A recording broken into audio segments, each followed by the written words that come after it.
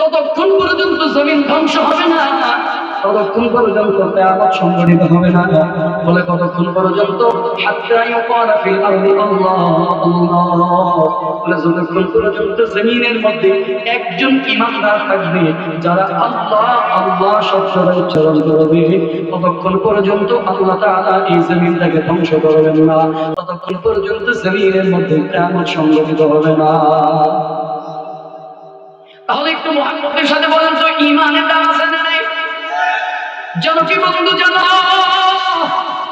ঈমান আনয়ন করতে হবে, ঈমানদার হওয়া লাগবে।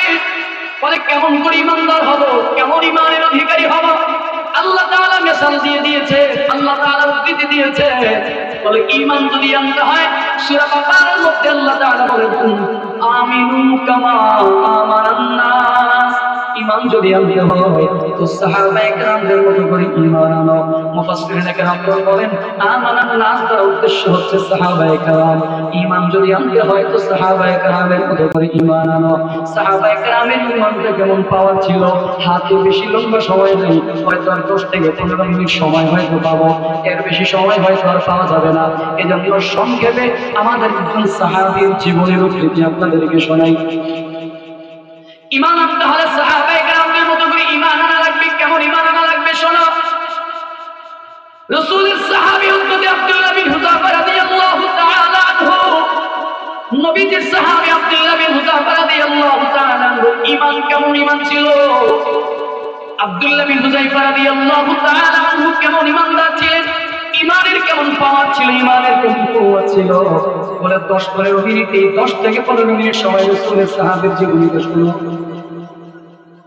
ইসলামের দ্বিতীয় খলিফা ফারুক আযম রাদিয়াল্লাহু তাআলা আনহুর সময়কাল কথা। ফারুক আযম রাদিয়াল্লাহু তাআলা আনহুর সময়ে, ওই সময় মুসলমানদের সঙ্গে রোম খ্রিস্টানদের সঙ্গে একটা যুদ্ধ হয়েছিল।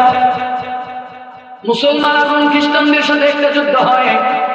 আসসালামু আলা রাসূলিল্লাহ وعلى آله وأصحابه أجمعين. أشهد أن لا إله إلا الله وحده لا شريك له، ونشهد أن سيدنا وسندنا وحبيبنا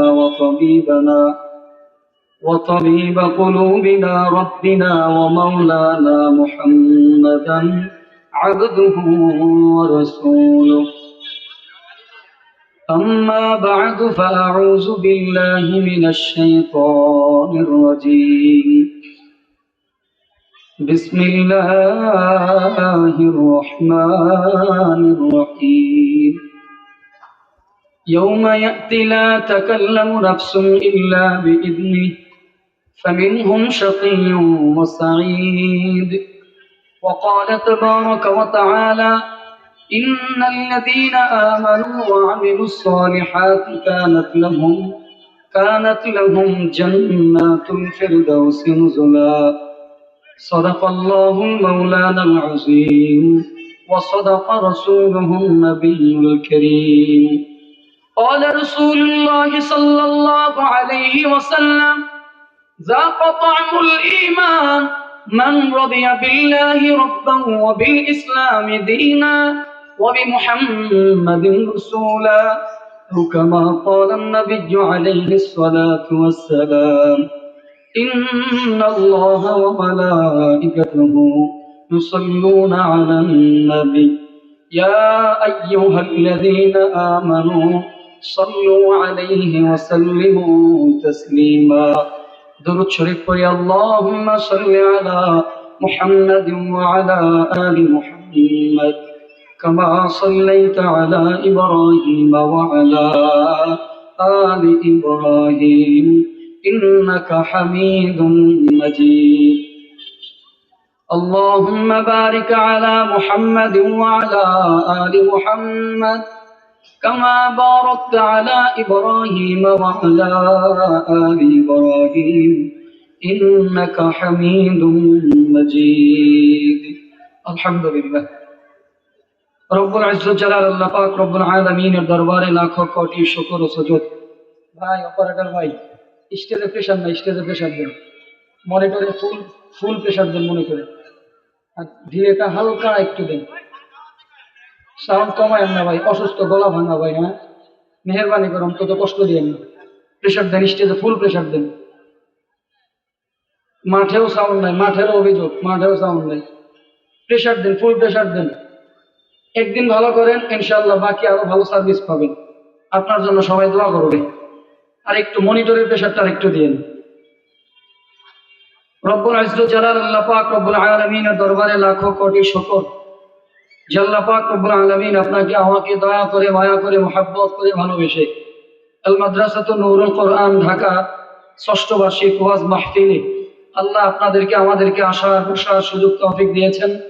এজন্য অন্তর থেকে একবার কালেমাতুশ শুকর আদায় করব, আলহামদুলিল্লাহ।